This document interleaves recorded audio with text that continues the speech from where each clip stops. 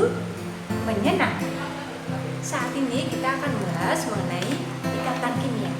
Apa ya yang dimaksud dengan ikatan kimia? Di sekeliling kalian, di sekeliling kita ada garam dapur dan juga ada gula pasir. Apa ya yang membedakan itu? Melalui percobaan yang sebentar lagi nanti kita lakukan, kita akan sedikit mengenal perbedaan antara gula pasir dan garam dapur. Gambaran praktek pemanasan garam dapur NaCl dengan gula pasir. Untuk membedakan, yang gula pasir ini wadahnya kecil, sedangkan yang NaCl wadahnya yang besar. Pemanasan gula pasir dan garam dapur dari bentuk awal yaitu kristalnya. Kristal gula, kristal garam dapur. Dari suhu awal 25 derajat Celcius. Saat berikutnya, gula terbentuk coklat, terbentuk karamel. Sedangkan NaCl, garam dapur, tetap.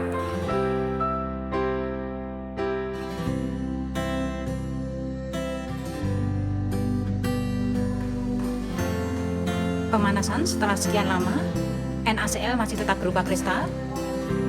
Untuk gula pasirnya sudah semuanya berupa karamel, sudah mencair, tapi belum keseluruhan. Gula pasir sudah berbentuk cair, sudah mencair pada suhu 80 derajat Celcius. Gula pasir sudah tidak berupa kristal lagi, sudah mulai membentuk karamel.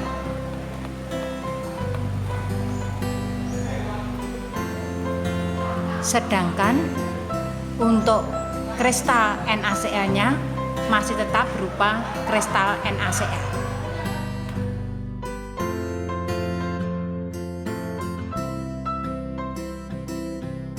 Berdasarkan tabel titik didih dan titik leleh diketahui bahwa titik leleh untuk NaCl 800-an, sedangkan untuk gula pasir 90-an.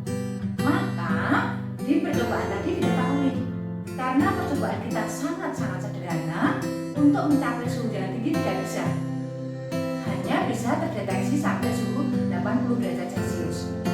Pada saat itu gula pasir sudah meleleh, walaupun belum sempurna meleleh. Sedangkan untuk NaCl, garam dapur, belum apa-apa, masih tetap berupa kristal. Nah, mengapa seperti itu? Nanti kita masuk ke dalam materi ikatan kimia, di mana mappingnya ikatan kimia itu nanti akan mengakibatkan adanya bentuk molekul. Kemudian ikatan kimia itu macamnya ada intramolekul dan antamolekul. Intramolekul artinya dalam satu molekul terjadi tarik-menarik yang terjadi di dalam molekul tersebut, meliputi ikatan ion atau disebut juga elektrovalen. Kemudian ikatan kovalen koordinasi, dan ikatan lokal, di mana ikatan kovalennya nanti terdiri dari kovalen polar dan kovalen non polar.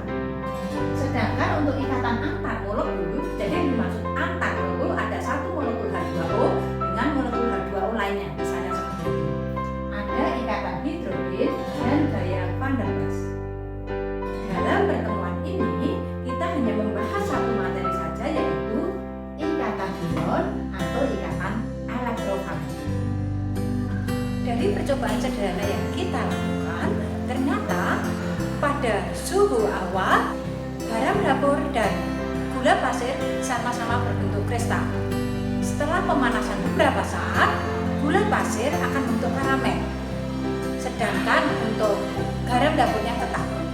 Ketika suhu sudah menunjukkan 80 derajat Celcius, gula pasirnya sudah keseluruhan membentuk karamel, sedangkan garam dapurnya tetap.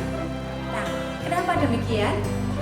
Karena sifat-sifat suatu senyawa atau zat itu bisa ditentukan ikatannya. Jadi, dalam senyawa tersebut terbentuk ikatan antar atom-atomnya. Nah, sehingga untuk gula pasir dari kristal ketika dipanaskan sudah bisa menjadi meleleh. Sedangkan untuk NaCl ikatan-ikatannya lebih kuat sehingga ketika dipanaskan pada suhu yang sama tetap berbentuk kristal. Nah, ikatan apa saja ya yang terbentuk atau ikatan apa saja ya yang ada di dalam suatu senyawa tersebut? Kita akan bahas dalam pertemuan saat ini. Kita masih ingat tentang elektron valensi. Elektron valensi adalah elektron yang yang terdapat di dalam suatu atom atau elektron yang terdapat di dalam kulit terluar. Elektron valensi inilah yang berperanan dalam pembentukan ikatan. Pada tahun 1916, Lewis menemukan bahwa gas mulia sangat stabil. Di alam, gas mulia kebanyakan berbentuk dalam zat tunggal. Nah, kenapa gas mulia sangat stabil?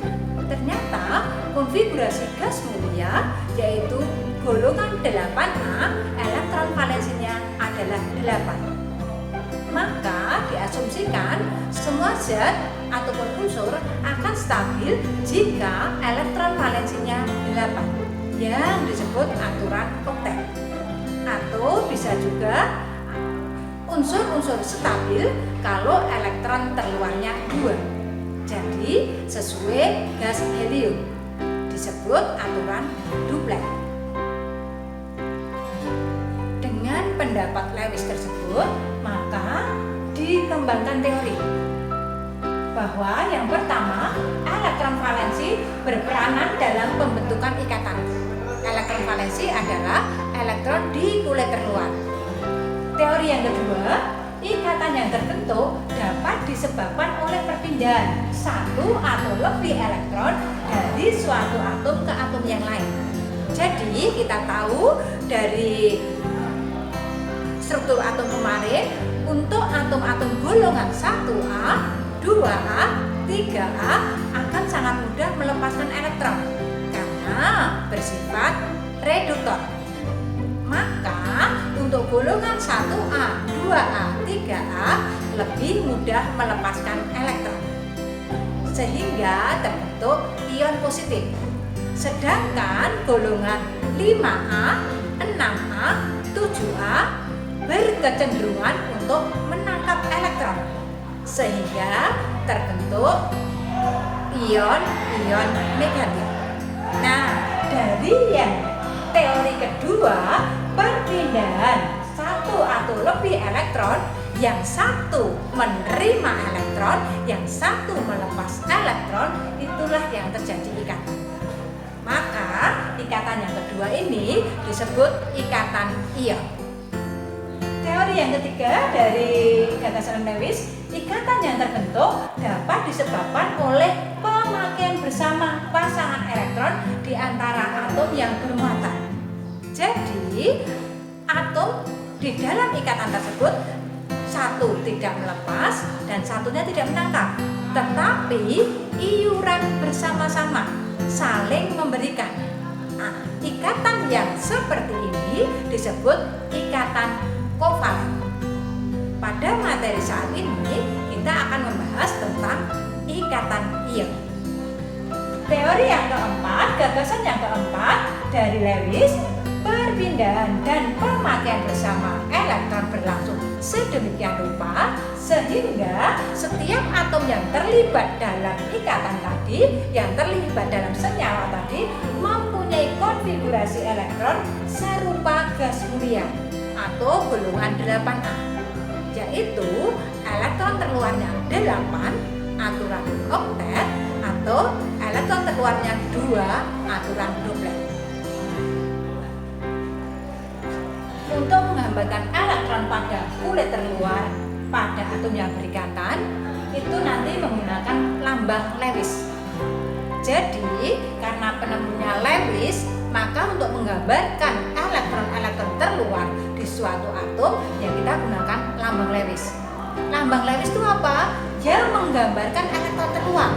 Kalau nanti elektron terluarnya 1 sampai 4, jadi ini persis seperti dengan aturan Hahn. Satu dulu tidak boleh berpasangan. Maka kalau elektron terluarnya 1 sampai 4 dipasangkan satu demi satu di sisi gambaran atom tersebut atau di sisi lambang atom tersebut. Misalnya untuk golongan 1A ini elektron terluarnya 1.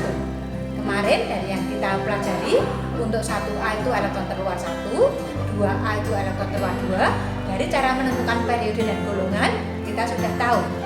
Kalau golongan 1A elektron terluar 1, 2A elektron terluar 2, 3A elektron terluar 3, 4A elektron terluar 4, 5A, 6A, 7A, 8A sesuai dengan elektron terluarnya. Maka kalau X itu kita lambangkan sebagai unsur 1A, maka nanti lambang Lewisnya kita tuliskan X 1 elektron terluar, kita gambarkan 1. Untuk golongan 2A, A kali tanah, kita gambarkan X lalu 2 elektron terluar. Sama dengan aturan Hahn yang sudah dikemukakan, harus satu-satu dulu, tidak boleh berpasangan. 3A elektron terluar 3, maka lambang Lewisnya X 1, 2, 3.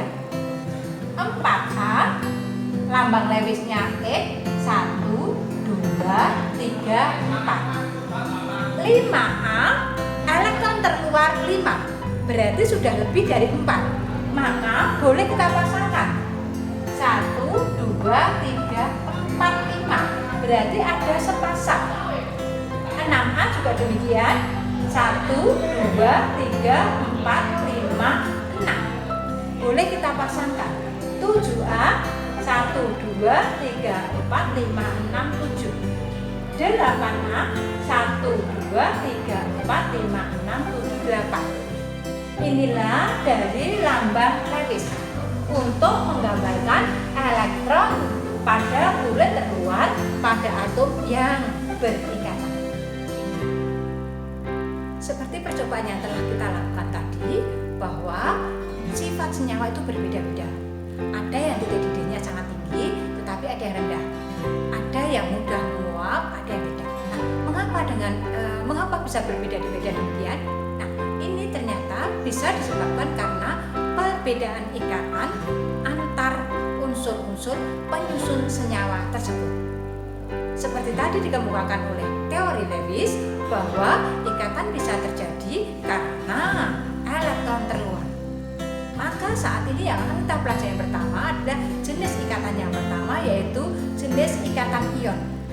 Ikatan yang terjadi antara senyawa karena unsur-unsur penyusunnya atau atom-atom penyusunnya yang satu memberikan elektron dan yang lain menerima elektron.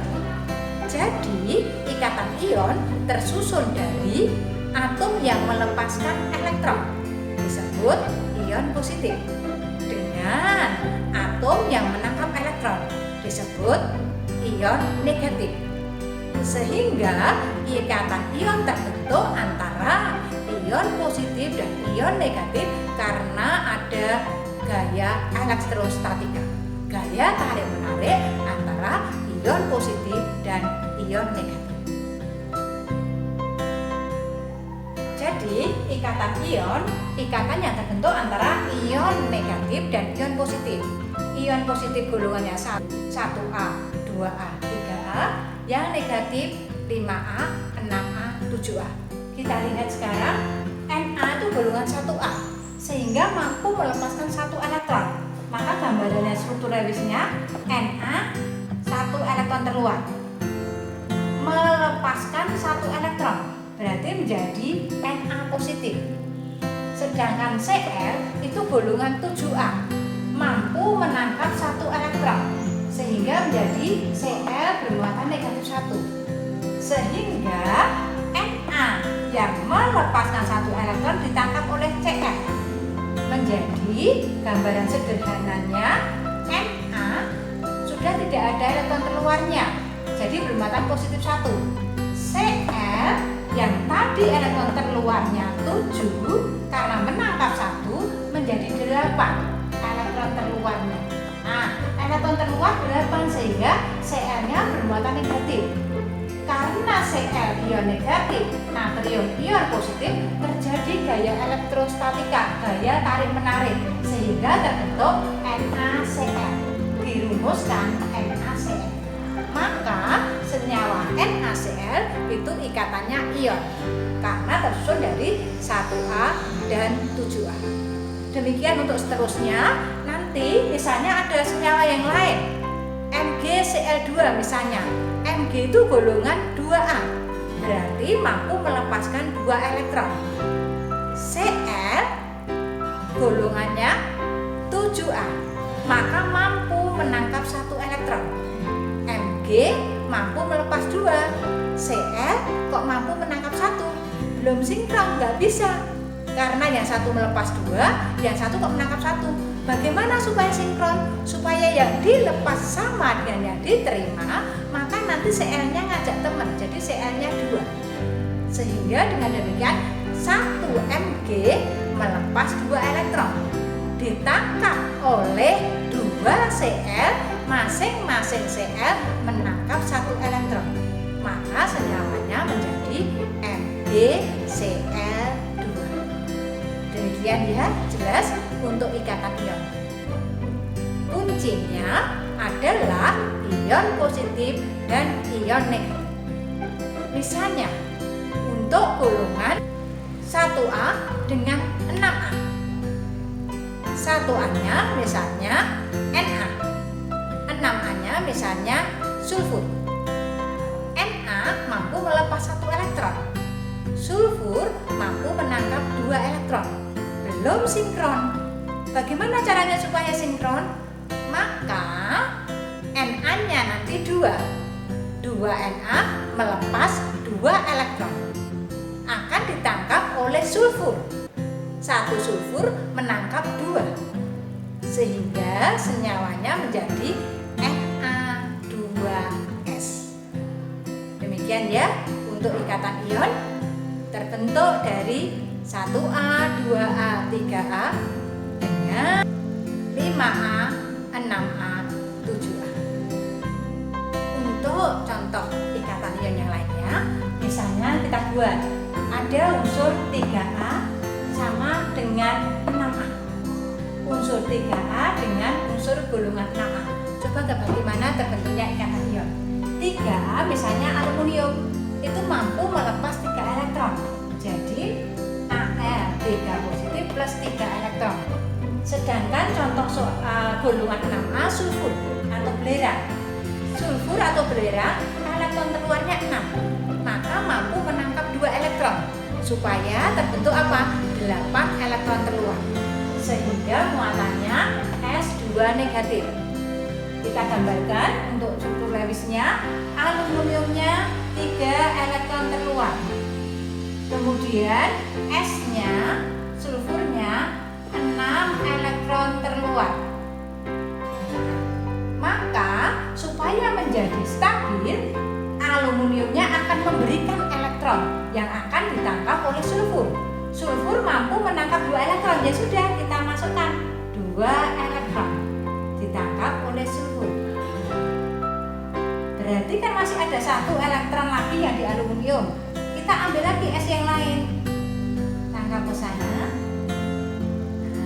Lalu karena belum sesuai, belum 8, kita buat ini baru 6, kemudian menangkap 1, maka kita ambil lagi yang lain, aluminium yang lain, sehingga 2 yang ditangkap S, elektron terluar menjadi 8. Untuk aluminium yang terakhir masih 2. Jadi kita memikirkan bagaimana supaya elektron yang ditangkap sama dengan elektron yang dilepaskan. Aluminium mampu melepaskan 3 elektron. Kalau 2 aluminium berarti mampu melepaskan 6 elektron. Untuk sulfur, 1 sulfur mampu menangkap 2 elektron. Supaya bisa menangkap 6 elektron berarti kan memerlukan 3 sulfur, 3S. Maka yang dilepas 6 elektron, yang ditangkap juga 6 elektron. Cara menuliskannya, aluminium 3 positifnya sebanyak 2, lalu sulfur 2 negatifnya sebanyak 3. Sehingga senyawanya menjadi Al2S3. Demikian ya untuk ikatan ion, supaya sama elektron yang ditangkap dan elektron yang dilepas menjadi ikatan yang stabil. Jadi dari ikatan ion bisa kita simpulkan, kalau unsur-unsurnya nanti golongan 1A dengan 5A, maka senyawanya terbentuk A3B. Yang A itu yang golongan depan, B yang belakang ya. A yang ion positif, B yang ion negatif. Kalau golongannya 2A dengan 5A, berarti nanti senyawanya terbentuk A3B2. Kalau golongannya 3A dengan 5A, AB. Kalau 1A dengan 6A, A2B. Kalau 2A dengan 6A, AB. Kalau 3A dengan 6A, A2B3. 1A dengan 7A, AB. 2A dengan 7A, AB2. 3A dengan 7A, AB3. Ini semua senyawa yang berikatan ion. Kalau golongan 4A bagaimana? Nanti kita akan pelajari berikutnya. Belajar itu menyenangkan.